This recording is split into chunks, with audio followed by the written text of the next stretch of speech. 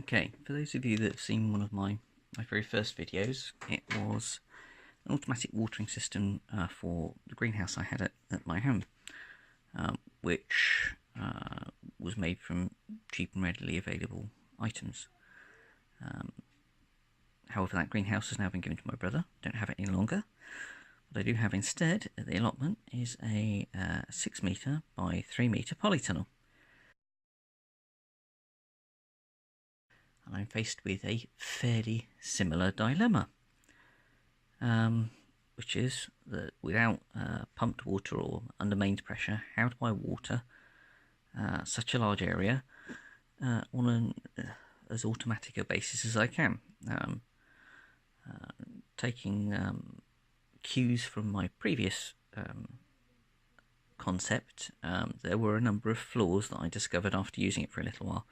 Firstly, the slope of the garden and the way that it undulated meant that the soaker hoses tended to water more at the start of the soaker hose than at the end, because the pressure from that pump was actually it wasn't anything not like as strong as you get from a mains water supply, so to speak, which meant that obviously originally my beds were in a similar sort of shape, except I have beds at the back. As this is a diagram of my polytunnel, just a really very crudely drawn one, but in the greenhouse I had beds up here and along here, and that's where the soaker hoses went for water source here, up and around. Great for watering here. By the time that it got all the way down here, very little was actually coming out. So I need to devise a way to ensure that both of these raised beds get watered evenly and potentially independently, because at the moment the polytunnel is up, this bed is full, this one is mostly got pots of potatoes in, which you'll see in another video, so I don't need this bed to be watered at the moment, but fairly shortly I'm going to start planting some of my earlier starts in the forlorn hope that we don't get a late frost into this one. Before anybody says anything, I know that there's a very serious risk of a late frost. However, my view is that I'm going to continue to plant the cucumbers and tomatoes that are going to go in that bed anyway. So if there is a late frost and it kills it off, I've just lost some time and a little bit of seed, and it doesn't worry me either way. If it turns out that actually we have a nice warm spring and it wasn't necessary to put the second starts in, there's a large community garden on our allotment site that I'm sure would be very happy to have those. They grow over multiple plots, and it's done with a number of community groups, those that are disabled or that have access or mobility issues, and they generally grow huge quantities of food there, so I'm sure they'll be more than grateful for any surplus that I have. So my task now is to kind of understand and think of a way to water these beds independently and evenly across the piece. Okay, well, as per my original concept, I still think it needs to be solar powered, so we need a solar collector of some description. So I'm going to put solar up here, which will need to feed into a battery. So I need a solar. I've just put it as solar because what you actually need here is a charge converter and a solar panel.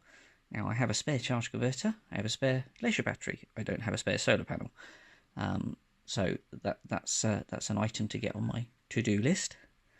I will need pumping. Now I'm fortunate in that I have some 12-volt pumps that I brought for another project, which I haven't actually used yet. So pumps are absolutely fine, battery is absolutely fine.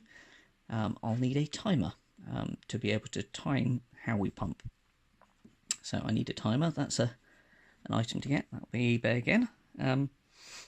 Now I think the route we're going to go down this time, rather than trying to pump using the pressure of the pumps, because they are 12-volt, they are quite low pressure, is I think we need gravity feed, which means that somewhere in these sets of rafters here, which are metal rafters on this polytunnel, we need a container of some description for water up here. So I'll need to have 2 water containers. I think what I'll then do is I'll run it using some T-pieces to just some standard UPVC piping. Okay, so water will come. So the water will be pumped from the barrels which actually sit behind the polytunnel here. And guttering will replenish them.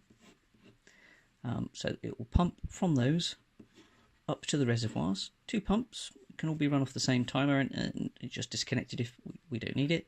Pump up to there. That will then fill these hoppers, which will then run down and fill these pipes. Now, the next task is to get that water down to the plants. Now, I keep fish, tropical fish, and I'm on a number of forums and things like that relate to tropical fish keeping.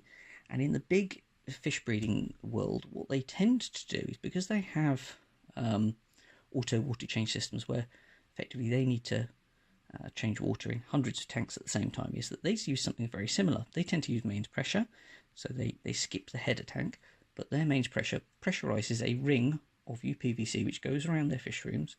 They then have adapters that you just drill into here, which takes a relatively narrow gauge tubing, much like the drip irrigation tubing. And it seems to me that one of those per plant, just screwed into the overhead UPVC, would mean that you get a direct delivery, all under the same pressure, because it's all gravity fed. So this is going to be full. Anytime there's water in here, the whole of this tube will be full, which means that everybody's getting fed the same amount because it's under the same pressure because it's gravity fed.